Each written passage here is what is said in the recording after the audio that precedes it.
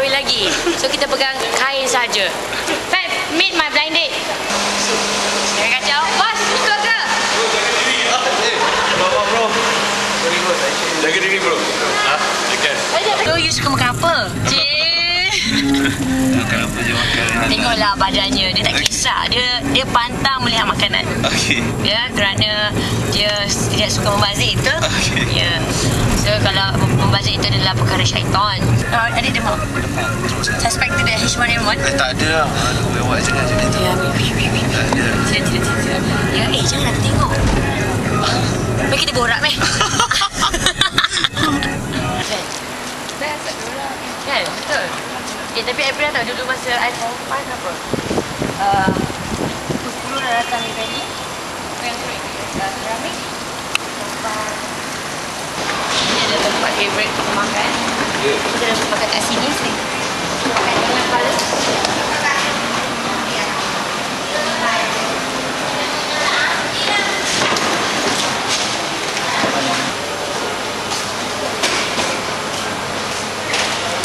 Bagi saya TOI satu.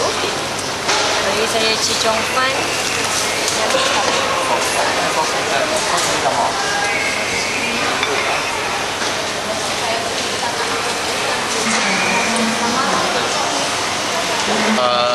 Happy lah. Sangat happy lah. Perlu anda bos. Tak ada pula hari ni. Hai, tengok saya juga. Saya lain-lain. Ni dia korang makan? Yelah, tak mampu. Hari ni hari tidak berbelanja. So kita kena mengurangkan belanja kita. So kita kena makan 3 ni. Hari ni sekarang breakfast. Yang ni untuk lunch dan dinner. Ada order. Siapa bayar Farah? Siapa bayar? Jim. Saya tak makan, saya tengok je. So hari tu saya Sali Samad datang ke studio. But I wasn't there. I orang yang jujur. Ya, ada untuk logistik, untuk pergi sekolah. Dua. Okey. Nah. Kan cukup duduk. 16 Julai. Last. 16 Julai. Macam ni tak boleh. Ada harapan tanda-tanda mungkin akan keluar lagi ke? InsyaAllah aku ada rezeki boleh go. Wah. Nombor saya 01. Ini memang betul nak minta nombor telefon ni. Awak kena bagi, awak dah cakap tak baik, awak tak bagi. Oh ya ke? Saya tak ada nombor telefon awak.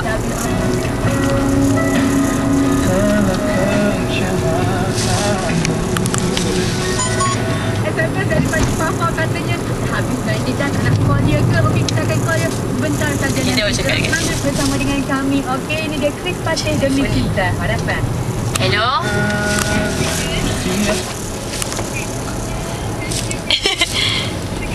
Janganlah kacau. Dekat Nyonya je restoran tu. Best tau. Sekejap Fah nak cakap dah. Hello. Hai. Zura. Hai Zura. Ya ke? Sukses. Dia tak nak pegang tau. Sukses. Apa kat Nyonya tu? Nyonya kan. Okey. Kita dah cukup. Jangan kacau. Bye. Zura, mengganggu. Okey, itu saja sekian saja.